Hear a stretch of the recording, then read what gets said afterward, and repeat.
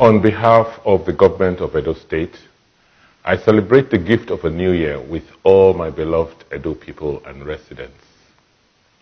We have every reason to be grateful to God Almighty for sparing our lives to be witnesses to the events of 2019, which high point was the successful elections that re-elected our President, Muhammadu Buhari, for a second term. We are already seeing the benefits of continuity as the federal government is rapidly addressing the key areas that will assist to diversify our economy and make it more competitive and efficient.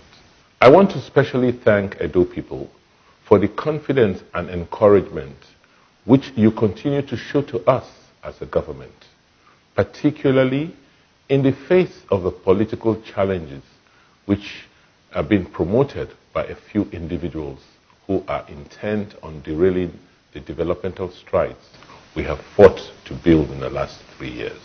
Dear citizens and residents, as you are aware, our focus and emphasis in the last 3 years have been to improve your living conditions and make you more productive. We are improving the educational system and emphasizing technical education. We are improving access to quality health care. We are creating opportunities for businesses to thrive.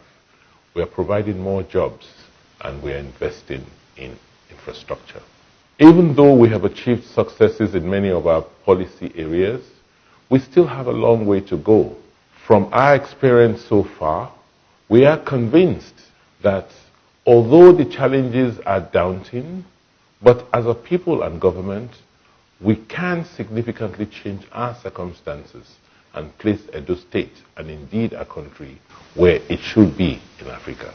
We are pleased with the revolutionary steps we have taken in basic education, where we have trained over 11,300 primary school teachers and involved the communities in the management of our schools. We have rebuilt 240 schools and deployed bespoke technology in the classrooms. The net result is that over 300,000 children in our public schools not only just go to school, but they now learn when they are in school.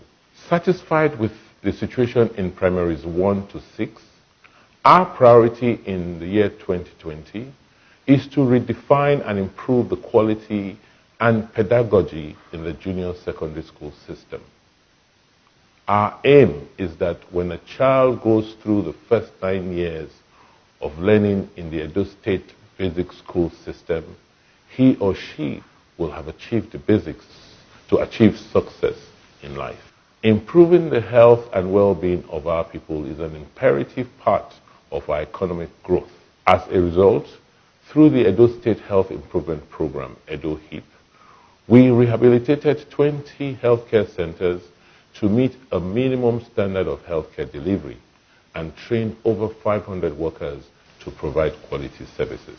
This small pilot served and impacted over 20,000 people in the surrounding communities who received care from them in 2019. Our secondary health care was not left out.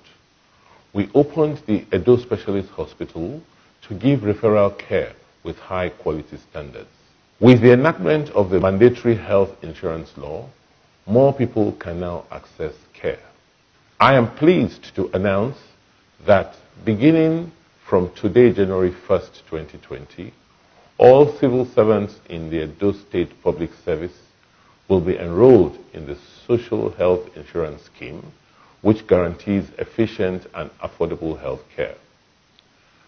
The scheme, which is also open to everyone else, has already been capturing people in other sectors, from artisans and market women to other operators of small and medium enterprises in the state. A commission has been established and funding has been provided through the Basic Healthcare Provision Fund from the federal government, which we have complemented at the state level. In 3 years, we have created more than 157,000 jobs directly and indirectly, and have also prioritized solution-focused skill development programs. The jobs which have been created are widely dispersed across several sectors, ranging from information communication technology, ICT, to healthcare, construction, arts and crafts, printing and packaging, agriculture, education, catering and hospitality, sports, entertainment, amongst others. This year, we are doubling our efforts to surpass the set target of 200,000 jobs, which I promised in 2016, as we intend to deepen our relationships with local and international partners to create more opportunities for our youths. On the back of the success which we gained from the Innovation Hub and the Production Center, we will build similar hubs and centers in Edo North and Edo Central in 2020. In the meantime, the construction work for the Benin Industrial Park will commence early this year. Agriculture has always been the backbone of the economy of Edo State. Working closely with federal authorities this year, we will expand massively in putting a lot more hectares of land under cultivation.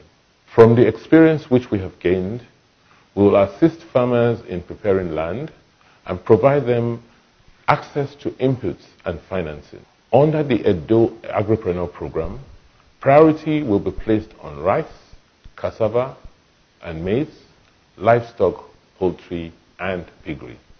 Our Edo State Oil Palm Program, which we launched with the Central Bank of Nigeria last year, marks a watershed in the agricultural transformation of our state, with a commitment of about 70 billion naira to cultivate the first phase of 50,000 hectares. We expect that the program will, within 5 years, create not less than 600,000 jobs in the state. As a government, our workers' welfare is priority. That is why payment of salaries and pension is non-negotiable. Our goal is to have the best motivated and trained public servants in Nigeria. Consequently, as I promised last year, Edo State will implement the new minimum wage with effect from today, January 1st, 2020. Workers in the Edo State Public Service will attest to the benefits and promise of the contributory pension scheme, which we began implementing since January 1st, 2017. In order to place the local government workers at par with workers in the state service, with effect from today, all local government workers will be enrolled under the contributory pension scheme. We will continue to make the work environment more friendly for our workers. Therefore, the overhaul and refurbishment of the remaining buildings in the State Secretariat will commence this year.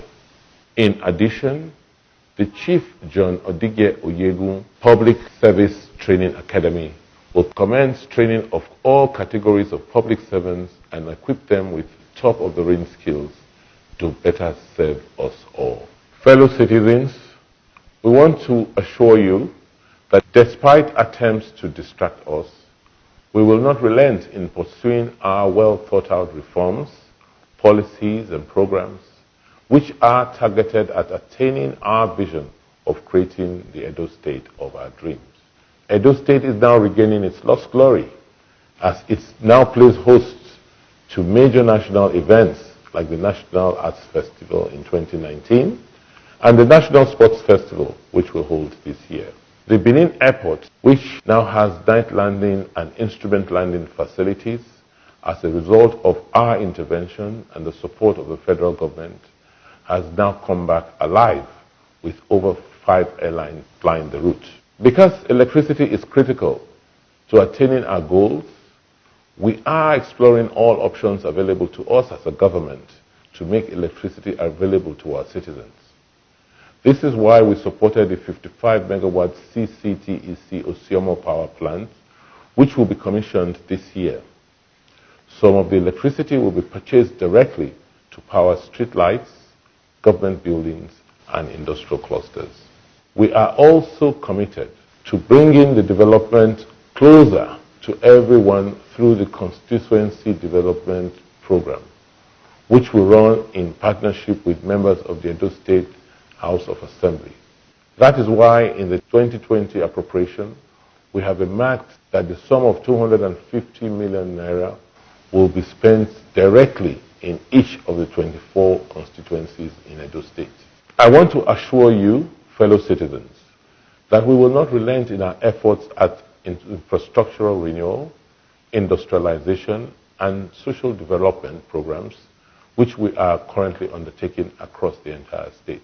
We are committed to fixing our roads, rebuilding schools, facilitating expansion of existing businesses, and ensuring a vibrant, boisterous state that we all will be proud to be associated with. 2020 will be another election year in Edo State. We will ensure that there is peace and security during the contestation. As part of our program to ensure sustainable security, we have also earmarked the sum of 2 billion for the state's Security Trust Fund, which will raise funds from businesses and citizens to bolster our ability to protect and secure you more effectively. Despite the provocation and hostility from quarters who should be interested in this and support the progress of our dear state, I solemnly pledge to uphold the people's trust and continue to stand for our collective interest. As mortals, we will come, play our parts, and leave, but Edo will remain. My goal at the expiration of my tenure is that Edo State would have been propelled to the league of the best and most efficient subnational entities, not just in Nigeria, but in Africa. We deeply appreciate the continued support of all our major stakeholders in the society. We want to particularly thank His Royal Majesty Omonoba Nedu Ukwa-Polopolo, Obaiwai II, the Oba of Benin, and the traditional institution. We want to thank the judiciary, the legislature, the media and civil society, the organized private sector, the civil service, students, farmers, market women, and artisans, amongst others. We continue to seek your collaboration and assure you that your inputs are critical to our decision-making process as a government. Once again, I wish you a very, very happy and prosperous 2020.